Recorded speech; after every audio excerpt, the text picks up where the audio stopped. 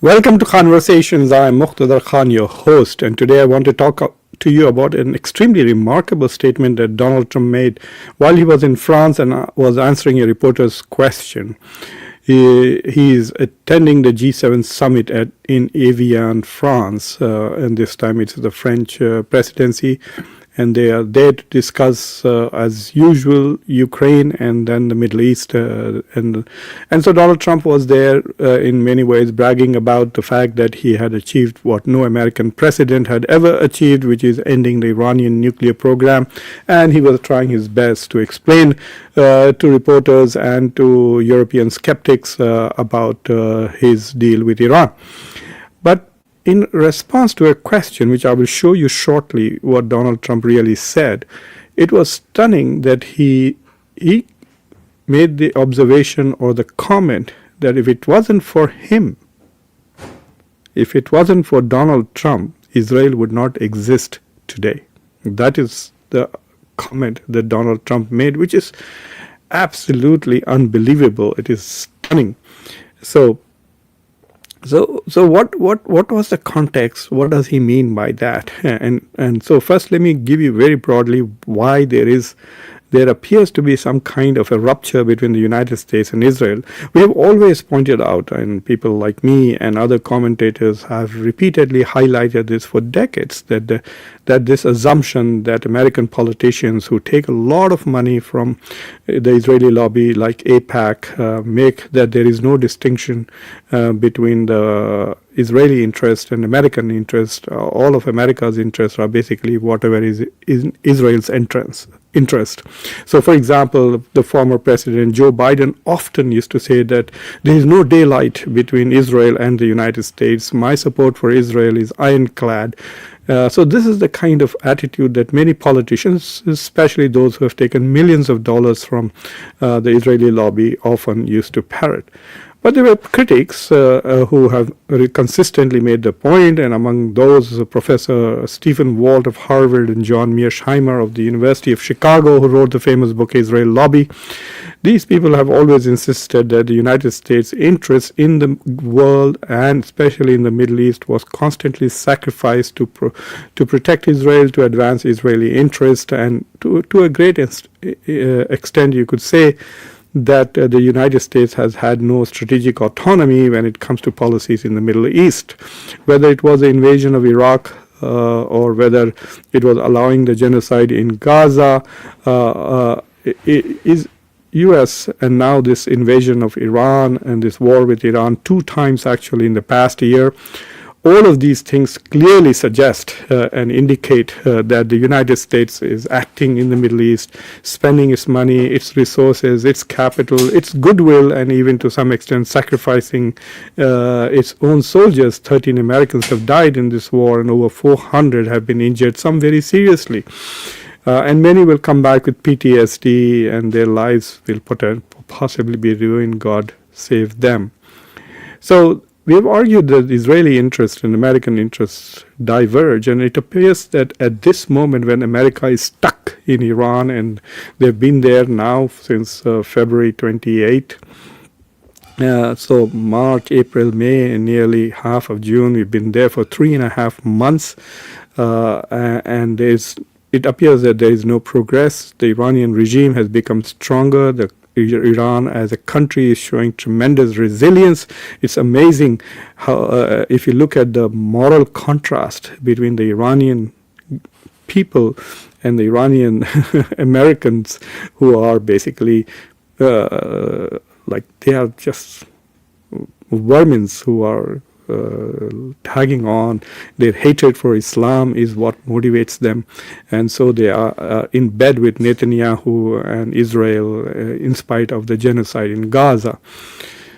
But Donald Trump made this remarkable statement. Let me walk to you. The question that really all of us need to ask, is this a rhetorical rupture? Is this something that Donald Trump has said and he should not be taken seriously? Like he said that, Iran will be forced to make unconditional surrender. We will bring about regime change in Iran, and we will install a clown as king of Iran who will do nothing except advance Israeli interests. He made all these kind of crappy comments in the beginning.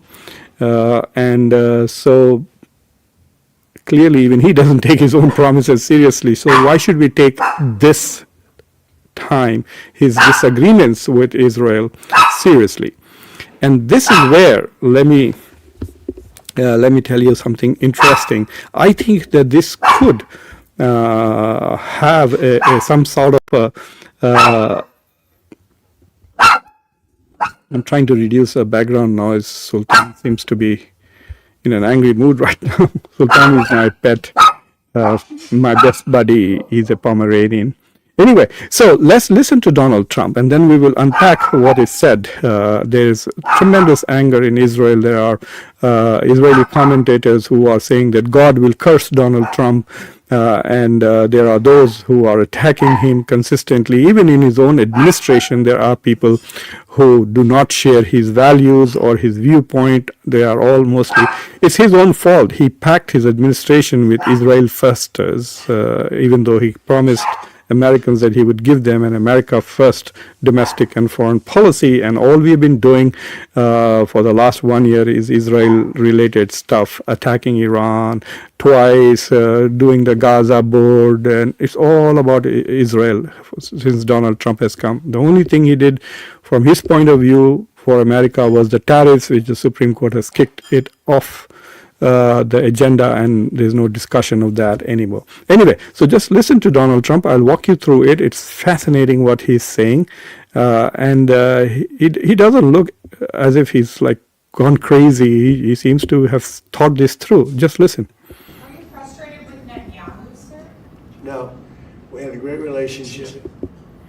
We're talking about some end details. I didn't like that he So the question was about his relationship with Netanyahu, and this is how he answered it. did an attack based on there's a very minor little thing with some drones that were released, and he ends up doing a very, I saw that attack. I saw where that bomb went. Did you see what that was not, that was a vicious, that was too much. You can do too much also. But so this was on Sunday, I think, when Donald Trump was waiting for the Iranians to accept the memorandum of understanding. He had obviously accepted, he had announced it, and he was waiting to have this virtual signature on his birthday, and that's because he had to go to France, so there was going to be only a virtual signature.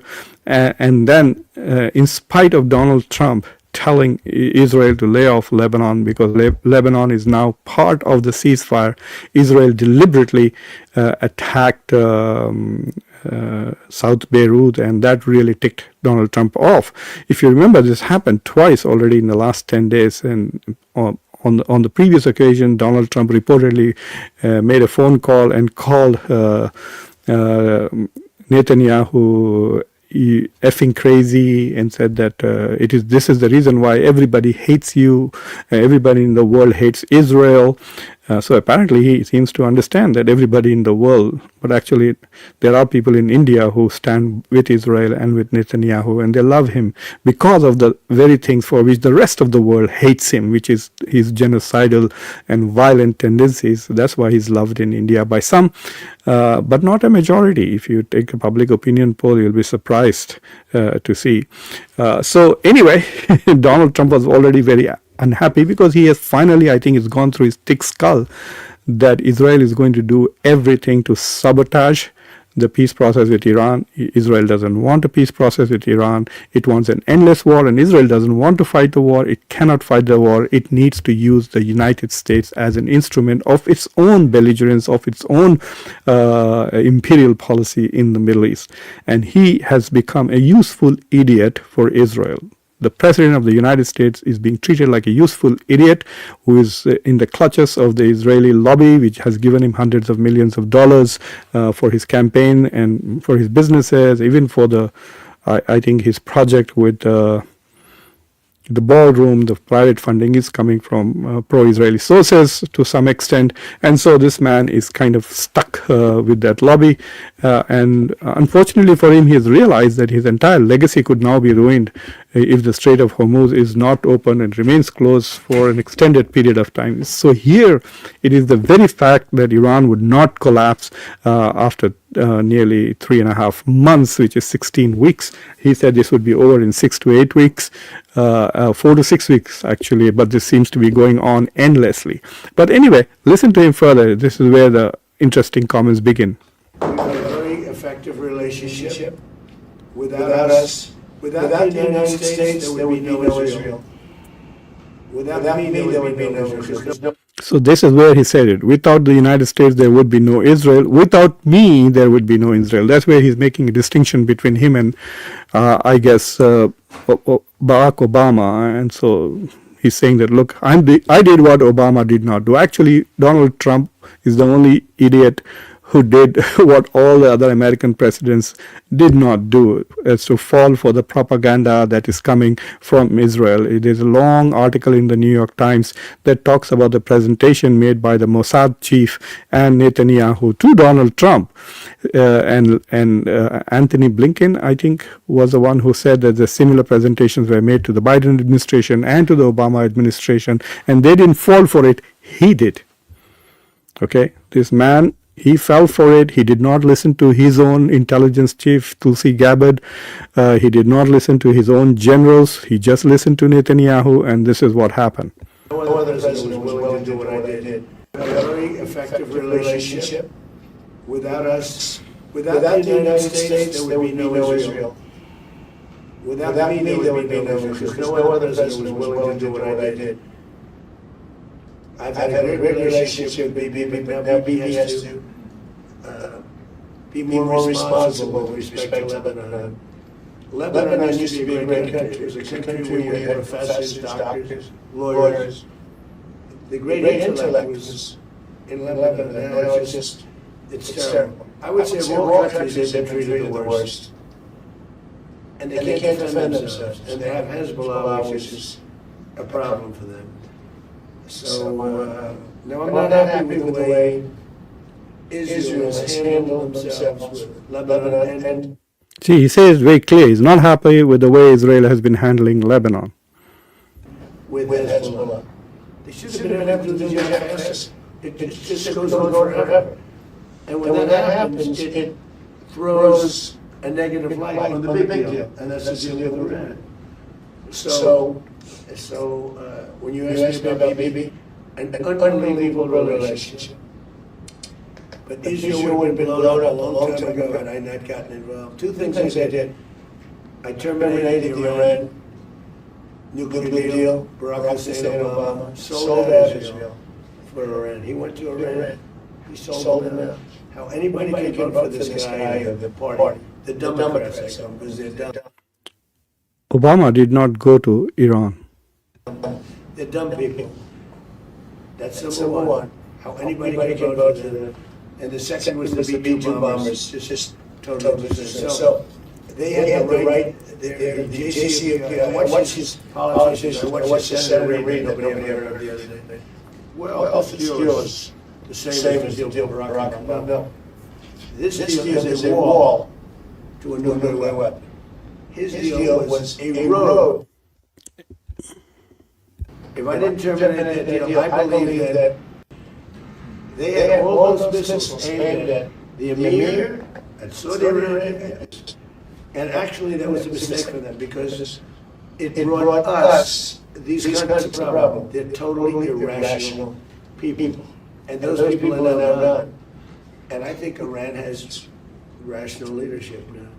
So this is another major thing that he's saying. He's saying Iran has a rational leadership. They have outsmarted him. What irrational? This is an Israeli talking point trying to portray Iran as a crazy nation, etc. First of all, they have shown tremendous resilience to stand up to two nuclear powers which have attacked them, the US and Israel, two of the most powerful countries, and the US is the world's most powerful country. Iran has been under sanctions for 40 years. Not just by US, but the entire Western world. And they stood up to the US. So they can't be just crazy and stuff. They've thought this through. They have him basically where they want him. They have forced him to back off and demand. And let me tell you this, Obama gave only $1.78 billion to get the deal that he had without a war, without anybody getting killed, or without the Strait of Hormuz being blocked. The Strait of Hormuz blockage has already damaged many countries' economies, including India's. India's rupee is now at close to 95 per dollar. How did that happen? It's partly because of the closure of the Strait of Hormuz. So Donald Trump not only dented American economy because of the inflation that has come as a result of this. Yes, the oil prices are now down, but that they will remain down only if Israel behaves and if he is able to control Israel, which I don't think he can, because in his own administration he has people who are more interested in advancing whatever Netanyahu wants than advancing what he wants. I will show you one guy, the kind of person he has chosen to be in his administration. So what is going to happen now is that Israel is clearly unhappy because Israel's goal was to use America to destroy Iran. They want Iran to become like Syria. And then the rest of the rich Arabs will have no buffer. Nobody is going to protect them. They should have realized that in this war, nobody was protecting them. The U.S. was not interested in protecting the Gulf countries. They were only protecting Israel. And the Arabs suffered severe damage at the hands of Iran. And they will be very stupid if they think that they are safe because of the United States. The U.S. did not. For example, when the Israelis attacked Qatar, the U.S. did not protect Qatar. They did not warn Qatar. They did not retaliate against Israel. That's unthinkable. So what kind of protection did the Arabs get? Nothing.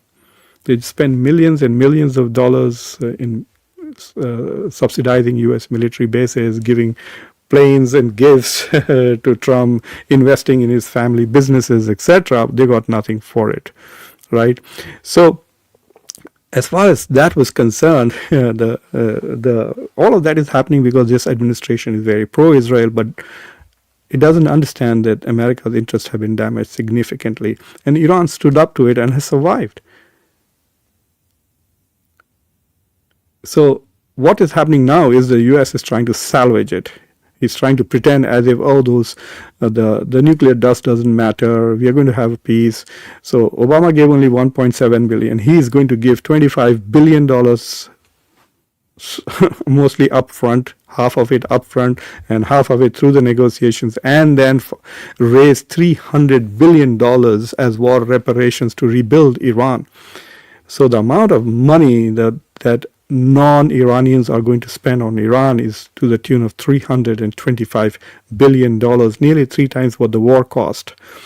Not only that, the Iranians are insisting that they're going to collect the tolls on Hormuz. Trump is saying no, they'll call it service charges. Trump will say they are service charges, not toll, which means he's already surrendered on that particular issue. The regime change has not happened. In fact, the regime has become stronger, and not only that, younger. So the people who were running Iran are actually far more hardliners than the previous regime, and they are younger ones too. Not only that, there is no discussion about Iran's ballistic missile capability, no discussion about Iran completely shutting down its support for Hezbollah or Houthis. And not only that, Lebanon is part of this deal, which means that Iran will control what happens with this negotiation, because every time they provoke Israel to attack Lebanon, they can always say that we will walk away. In this particular same conversation, Donald Trump is very critical of Israeli response too. He says they just fired a few drones which are meaningless, and in retaliation, they went and killed people there. So he's saying that why do you have to bring down an entire building to kill one person? And so he has understood that Israel is trying to use the Gaza model to kill civilians in large numbers, devastate. And this is Western values. You must remember that. Okay, these are Western values, genocidal values. I'm so disappointed with American liberalism. Having been an American liberal for 25 years myself, I'm just stunned at the deep hypocrisy and the deep potential for evil in American liberals. Let me say that again. I'm stunned at the deep hypocrisy and the deep potential for evil in American liberals. I don't care about Donald Trump, but Joe Biden, he was the one who supervised the 14 months in which Israel committed the genocide in Gaza, devastated the whole place with American money, with American weapons, with American diplomatic support and political support, with American leaders lying consistently, including Joe Biden, about what Israel was doing and what the US was doing with Israel. So we are at that point now where the only thing that matters is the Western economies which are being hurt. If the Western economies were not being hurt, they would have just let Israel kill as many people, even in Iran, endlessly. It's because the Americans, they will lose elections in November. The Republicans, they are getting antsy, and Donald Trump soon realizes that his legacy is going to be over. He's trying stupid shit, such as trying to erase the record that he is the only American president in American history to have been impeached twice. If he loses the House in November, he's going to be impeached 3, 4, 5 times. He's going to have the record of the most impeached president in history, which he already does have. But if he also loses the Senate, so that is why he is ending this war, so that the prices of oil goes down and inflation goes down, and Americans by November forget what has happened until now, and then he will use some hateful rhetoric against immigrants or against Mexicans or somebody, and this MAGA crowd who's full of hate and racist sentiments these days, they'll just maybe help the Republicans hold the line. We'll see what happens in November. The fact that somebody like Mamdani won in New York, in spite of everybody demonizing him to such a great extent, tells you that how serious the America's affordability crisis really is. So anyway, so what are the long-term implications? Well, it depends, because Israel is going to try every possible trick even before Friday to ensure that the signing doesn't happen on Friday. I'm expecting something catastrophic from Israel in the next 3-4 days. They will provoke something, they will lie, and the American media will repeat Israeli lies. And then they will use that lie as an excuse to attack Lebanon or something else. They may attack Jordan, something, or do some kill maybe a few more people in West Bank or Gaza. They're going to do something to make sure that Iran then says, oh, what the heck, you're in violation of ceasefire, so we will not sign this deal. Then Donald Trump will have no choice but to become another instrument of Israel and bomb Iran. If Trump is right that this particular government in Iran is more rational, then they should at least hold back till the deal is signed, and then use that deal and Trump's inability to control Netanyahu as an excuse to endlessly drag the nuclear discussion. I think that's what they're going to do. I did a whole show that Iran can take the money up front and then say, look, we are upholding our trick. You are not upholding your end of it, which is Israel. The only way Donald Trump can control Israel is by not giving them weapons, by not giving them money, and not giving them support and cutting off their supporters. The kind of people he appointed, let me show you. Donald Trump said that Israel would not exist if it was not for the US or him. But his own ambassador to Israel says the opposite. We owe our very existence to what happened in this land. This is what Mike Huckabee says. Mike Huckabee is former governor of Arkansas, and Donald Trump chose him to be America's ambassador to Israel. And he says that America exists because of Israel. So those are the kind of people. So I'm not very sure that Donald Trump will be. He's very fortunate that J.D. Vance is his. Even Marco Rubio, I would not trust on this issue at all, to follow through with whatever Trump wants. So Trump, if he's smart, he will put J.D. Vance in charge. Already people like Lindsey Graham and others are attacking J.D. Vance. They're calling this deal as the Vance agreement, not the Trump agreement, because they dare not criticize Trump, he still has great support in the Republican Party. So basically, Trump's support comes from two sources: MAGA votes and AIPAC money. And he will lose the AIPAC money, and if he sticks to his America First ideology, he will not lose the MAGA vote. He might even get some independent voters, but he won't get the money. If the money is also coming in other forms as business investments for his family, etc., I don't know. But even Republicans concede that the Trump administration is the most corrupt administration in American history. And if that is the case, then we really don't know how long this will start. So at the moment, you can say that Donald Trump, in desperation of getting the deal signed and getting the Strait of Hormuz opened, is saying things critical of Netanyahu, which may or may not influence Iranians. But once the deal is signed, then he probably will let Israel do whatever it will, and then the whole American, media, spokesperson, everybody will start blaming Iran if the deal goes sour, even if it's Israel's fault. So anyway, this was an interesting development, and I just wanted to share it. He was saying all this with the Qatari Sheikh, the Amir of Qatar, sitting there.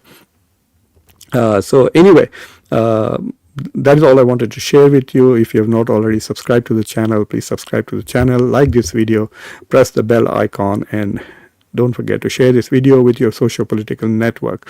For those who are watching from India, I will come back at around 11:15 in an hour from now, and I will discuss some of this in Hindi and perhaps take some of your questions. But until then, take care. Be happy.